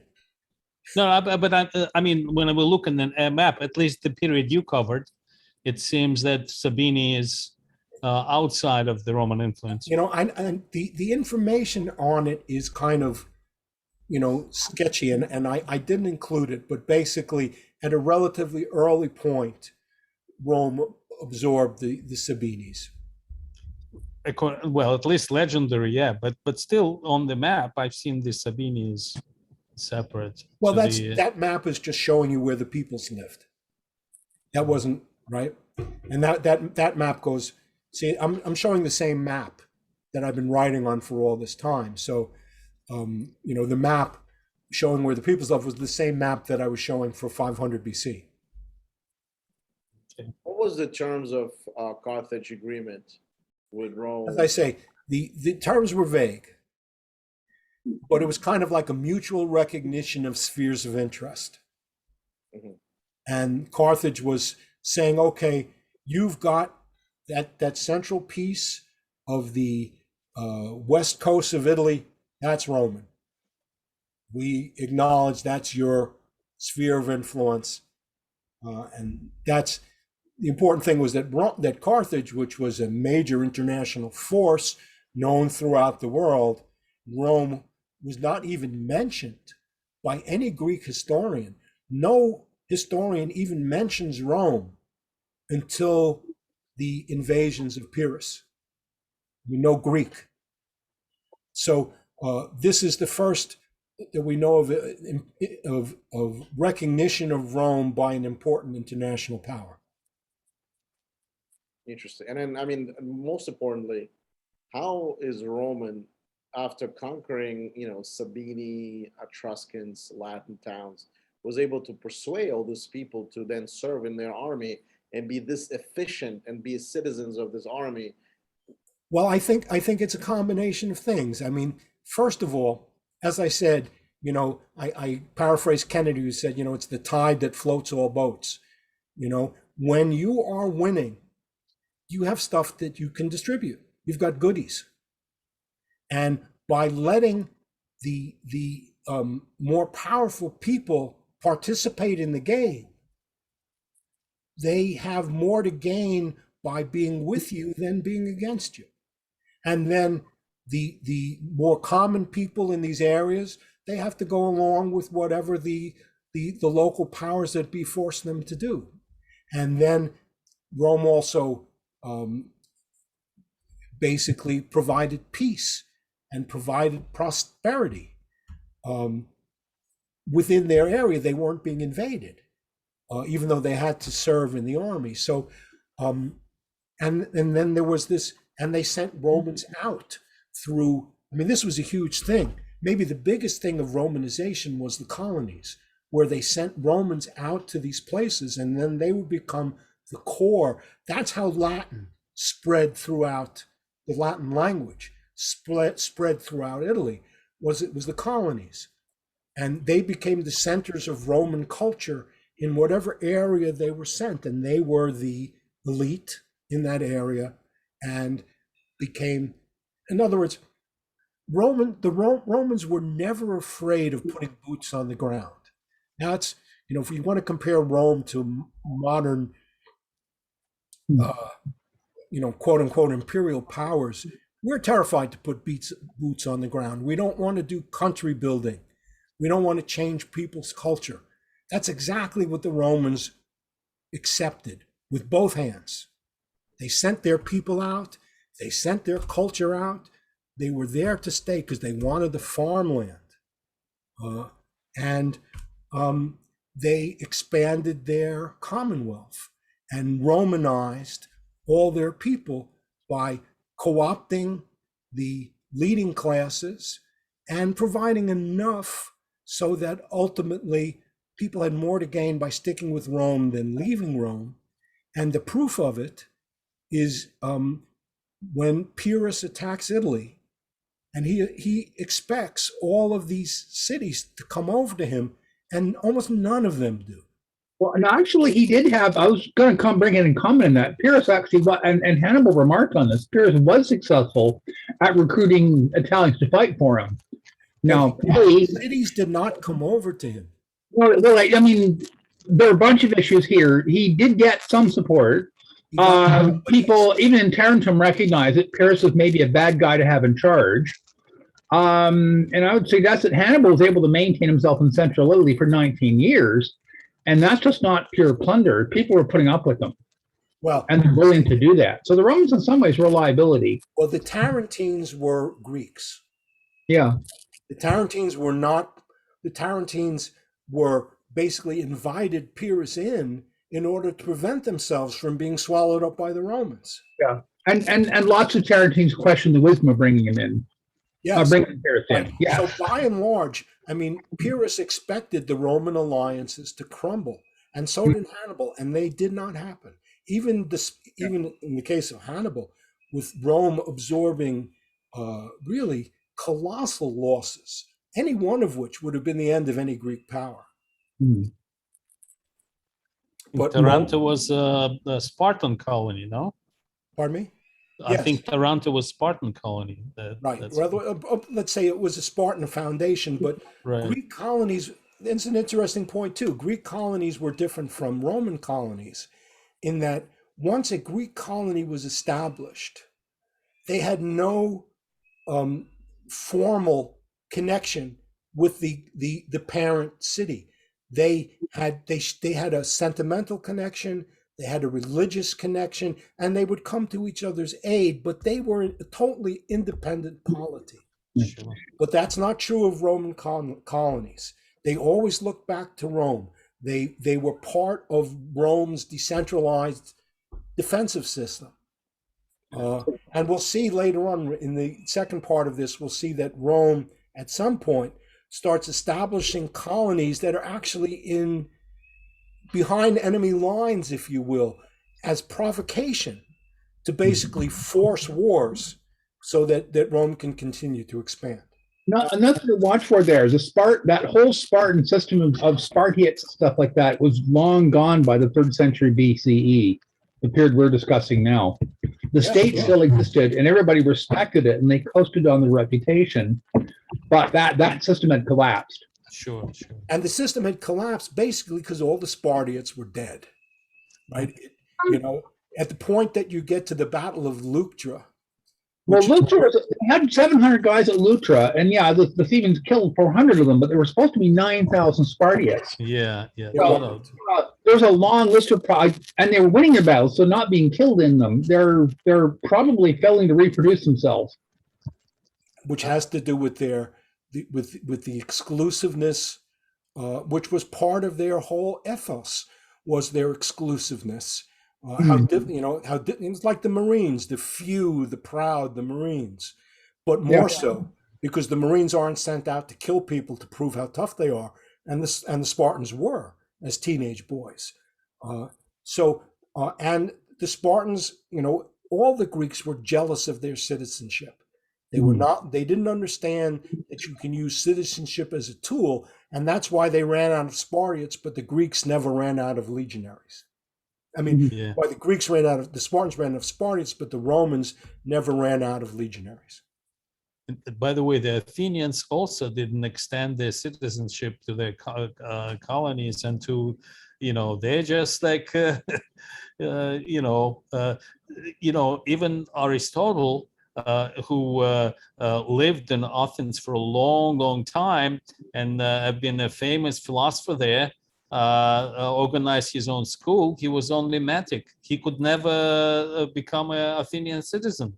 Right. A metic is a Greek term referring to a resident alien. Right. He was made a citizen later, wasn't he? He had a green No. card. No, there was never. It was not possible. It's not And- according to the law. Your father had to be born Athenian. And in fact, as we saw in the Plutarch story of Pericles, the Athenians actually voted to make their citizenship even more restrictive, where not only did your father have to be an Athenian citizen, a free Athenian citizen, so did your mother. No, father of your mother. And then, Not mother herself, but the women were not father of your mother. okay. You did this, And- but then he changed it back, right? And then Because what of this- happened was Pericles, who supported this law, lost his children to the plague. Right. Yes. And so his children that he would then have afterwards would not be legitimate under Athenian law that he had, and it would not be citizens. He's the leading citizen of the Athenian state, and his own children cannot be citizens because of how narrowly they were jealous of their citizenship. Right. Whereas the Romans, Marcus Porcius Cato was from Tusculum. Cicero was from I forgot. Begins with an A. I think Pompey was from Picenum. So, and then later on, famously in the empire, after a while, none of the emperors are Roman. Right? They come from Spain. They come from Yugoslavia, but they come from North Africa, but not from Rome. And that's the Roman tradition, really.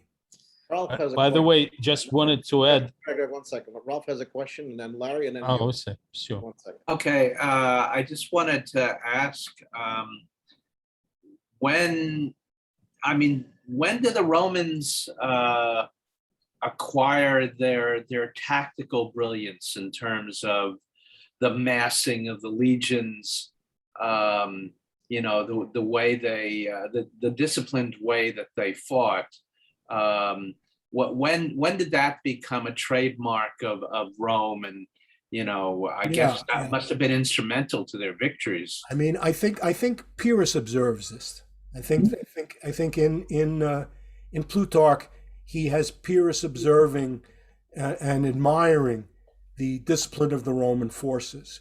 But before this, I mean, when Rome is established, the Roman military is essentially the Greek phalanx. And at some point in its history, there's a reform, and I'm going to actually talk about it in the second part of this. But it seems to be a result of the Roman war against the Samnites, a lot of which occurs in hill areas and mountain areas where it's just impossible to keep a phalanx together on the march. and the Romans developed the manipular system. But when you say phalanx, you're talking about a formation of hoplites, not a Macedonian phalanx, right? Yes, that's right. The Greek Yeah. phalanx, not the Macedonian phalanx. I really hard not to use the word phalanx to describe Greeks. Pardon me? I try really hard not to not use the word phalanx to describe Why? ancient Greeks. Why? The Macedonian system was quite different from the hoplite It system. is, but there was a Greek phalanx. The Greeks invented the phalanx. The word phalanx is a Greek Yeah. word. Hmm. It's a Greek word. So, Yeah, that's no, like- no. it's a Greek You word. would That's have like to say saying you don't have Macedonian Italian spaghetti. phalanx to identify it, right? If you have Italian spaghetti, you have a Greek phalanx. All right, Larry had a question. Go ahead. Yeah. You had a question? So they did develop this manipular system. A maniple consisted of 2 centuries. So let's say maybe 160 men, and maniple in Greek means a handful. And the idea of and there's a really excellent video, by the way, on YouTube, which I recommend to people about the manipular system, really good. And what it shows you is that the manipular system was a system of march, so that you could maintain command and control of small units, but you could negotiate difficult terrain without losing coherence. And then at the point of contact with the enemy, you would then form up into a battle line, which is essentially to say that at the point that you met the enemy, you were a phalanx, though you could then detach maniples for tactical duties, to do a flank maneuver, to do something like that. So it was really a question of command and control, even though at the moment that the Romans were famous for having this checkerboard sequence, but they were not in a checkerboard when they met the enemy. At the point that they met the enemy, they formed up into a line, and they did have a method. No one knows exactly how, lots of theories, but the Romans did have a method of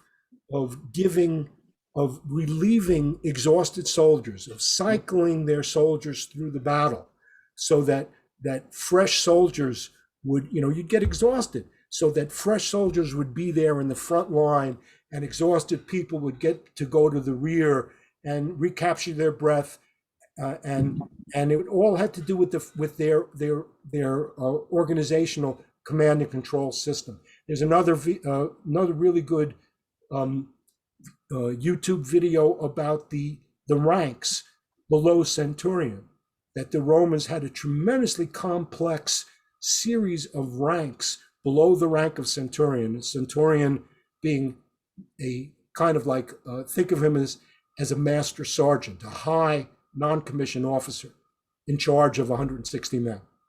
Well, Paul, can The I Romans ask, had a lot of time to develop this, and they did. I guess, Paul, can I ask one you for thing a that, favor? One second, Larry. I know you can talk. Paul, can I ask you for a favor, and then maybe in the comments of You this- talk, you're very hard to hear, Zach. I'm sorry.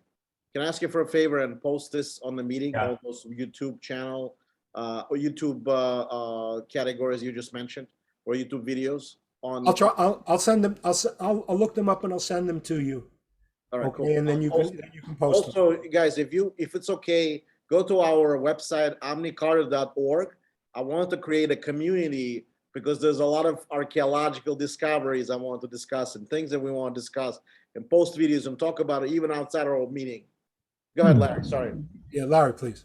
know that, I think it'd be very interesting to just look at how the Roman legion itself evolved. And Adrian Goldsworthy has some nice comments about how one advantage the Romans have was that the officers on horseback could go the length of the line and could very flexibly adjust the tactics of the legion. So they had people who had a global awareness of what. No, I don't think that was unique to the Romans. I think the Greek leaders also were Actually, he on says horseback. specifically it was something phalanxes couldn't do. You can't flexibly adjust a phalanx. You can just. No, but I think the leaders still were on horseback. There was cavalry. And But I think Goldworthy's point is that the Romans gathered useful information in real time. And because of the structure of the legion, were able to apply it to the battle, whereas their enemies couldn't. adapt. Right, exactly. Yeah, that was what the manipular system did. Yeah, exactly. Right. And the other thing is, it takes a lot of training to be in a Roman legion. And I'm wondering how during the time period you covered, people would ever have time to come together. You know, you get the stories in the Peloponnesian War of all the, people with armor in the city come out into the field and they try to pretend to be a phalanx. And clearly they didn't necessarily know what they were doing. But the Romans remember, this comment that the Roman citizen farms, fights, and votes. So these were the core of the Roman legion were the farmers, the sort of people that The work. that what's his name, the Greek scholar on the West Coast talks about.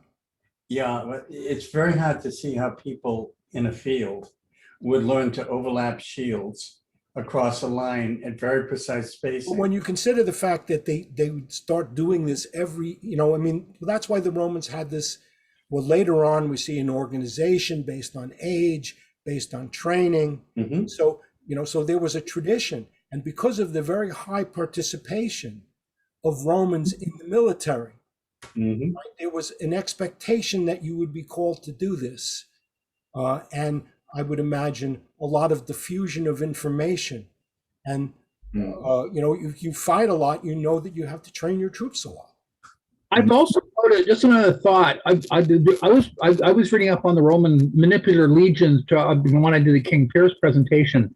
The final rank of the Roman legion was in formation. The guys up front were not in formation. The guys in the very front rank, I forget what the word is, I think they're velites, were sort of an armed mob. And essentially, there were young men frantically trying to show everybody how brave they were. So the velites, is that what you're referring to? Something like, I'm trying to remember the term. I'm trying to remember my terminology. might have to look it up if you press me on this.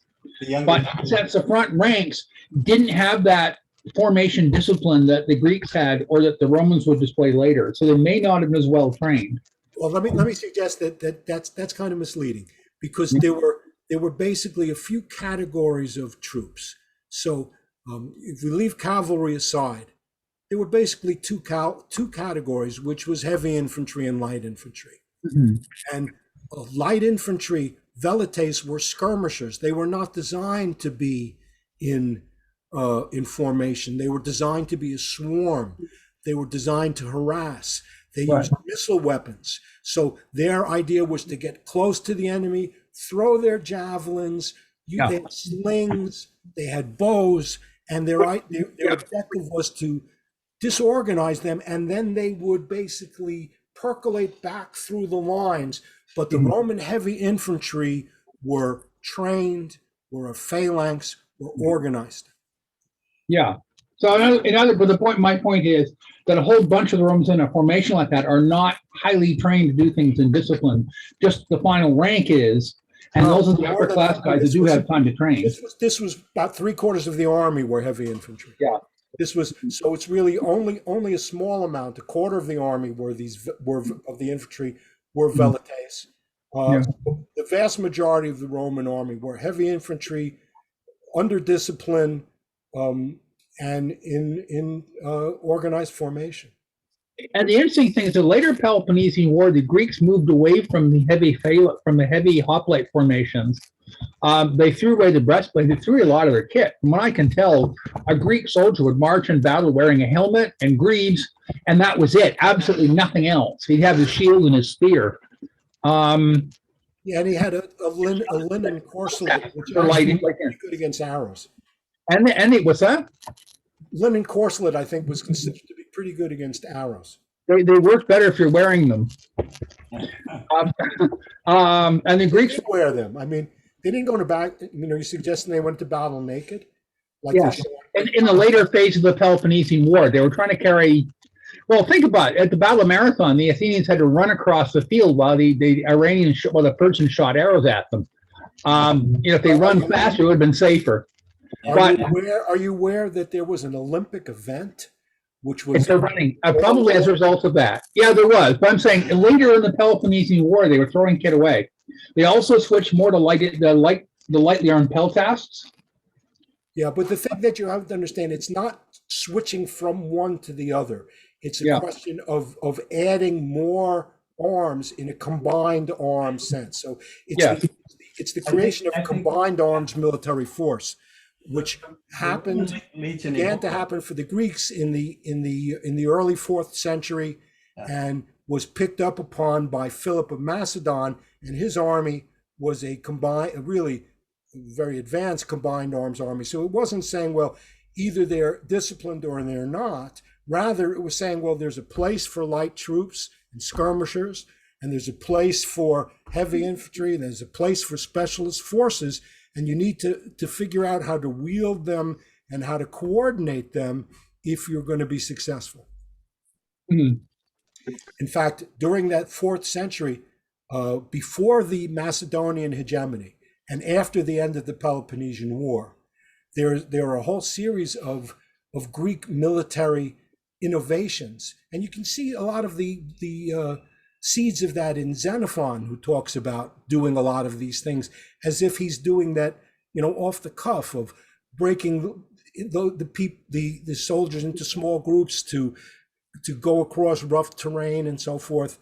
But the Greeks, became they developed the idea of light infantry to a much higher degree. They developed the idea of temporary field fortifications. All these military innovations happened after the end of the Peloponnesian War. Mhm. We have a new person, Camilo Riva. Can you guys hear me? I just want to say hi. How are you? I hope you enjoyed, and welcome back. Our meetup group, it's called History Most Ancient on Meetup.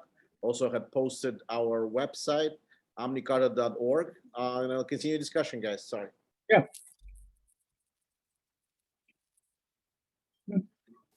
I guess then, make sure that look at our schedule. On Tuesday, we're discussing Al-Andalusia, which is Sergio is going to talk as part 2, is going to talk about the, life in Andalusia, how people lived and what food they ate, what are they known for. As we know, it's a Muslim conquest of the Spain and Portugal. And on Thursday, we switch gears. We're going to talk about Soviet versus USA sports rivalry, particularly basketball and hockey. And Saturday, Greg is going to present Punic 2.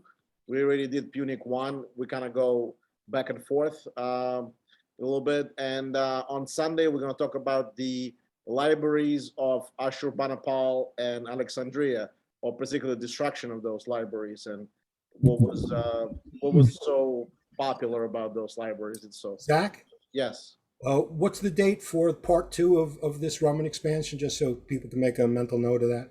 Sure. So why don't I just post the schedule quickly? 1 second. I think it's 2 weeks from now. That's all? Sorry. I thought it was more. Yeah, 1 second. I'll tell you. Can you guys see the schedule? No. Yeah. Yes? We just see a black. You're sharing, but we see a black. Okay. I'm sorry. 1 second. Yeah, I've got it. Part 2 I've got for the 9th of October. So that's 3 weeks. Oh, 3 weeks. Okay. Yeah, part 2 expansion is the Roman expansion. Actually, Italy is on 10/16. Not the 9th? No, 10/16. That's why. Okay, so it's 4 weeks. Yeah, 4 weeks from now. And what we're going to see there is the full development of the whole toolkit of Roman institutions for absorbing conquered peoples. Right. So yeah, this is our schedule. Like I said, we just did Roman expansion. Next week we have Greg presenting the Ascending Punic War, and then Marika is going to talk about Roman supremacy in Greek East. So hopefully, if she's not going to be able to do it, I'll take over for that. Then Paul is taking over the Roman expansion, and then I'll do the first Macedonian War. Second one, Ralph, if you want to be interested, it doesn't need to be a long one. You can do like something for 45 minutes for 1 hour. And then the Third Punic War and Third Macedonian War is Howard, and he already committed to that. And then so forth and so on. And then next one, Paul, you have in December after that one. So Yeah, let me make a comment. I mean, I've really dealt very extensively with social class in Rome. So what I think I'm going to do is I've got, social class in Rome is your number 9, and then 11, the Gracchi. So I think I'm going to make those into a part 1 and a part 2 of the Gracchi and their predecessors, and I'll spend some time with the biography of Scipio Aemilianus, yep. who was the leading figure in that period. Sure. For next year, we're looking for presenters or any topics that are interested. I mean, I only have for next year Beverly, Paul, and Min, and I'm looking for presenters. Rise of Marius, social wars, Sula Civil War should be interesting. Triumphal Parade, Pompey dominance and Mithriatic wars. Spartacus. I mean, anybody want to take Spartacus? That's an awesome one. That's in April next year. Plenty of time to prepare. Parthians, with crosses being, dying and stuff like that. Caesar's Civil War, dictatorship, Pompey should be an interesting one, Brutus and stuff like that. So anybody who wants to step up, things of, flying like hotcakes, people want to do the presentations, let me know. All right, Paul, excellent presentation. Very, very good. Enjoyed it very much. I gotta go. Excellent. Okay, guys. Yes, Paul. Thanks Take a lot. care. So much. Okay, thanks, Paul. Very good. Yes, Thank you very much. Gosh, everybody. See ya. Have a nice one, guys. Yeah. Bye.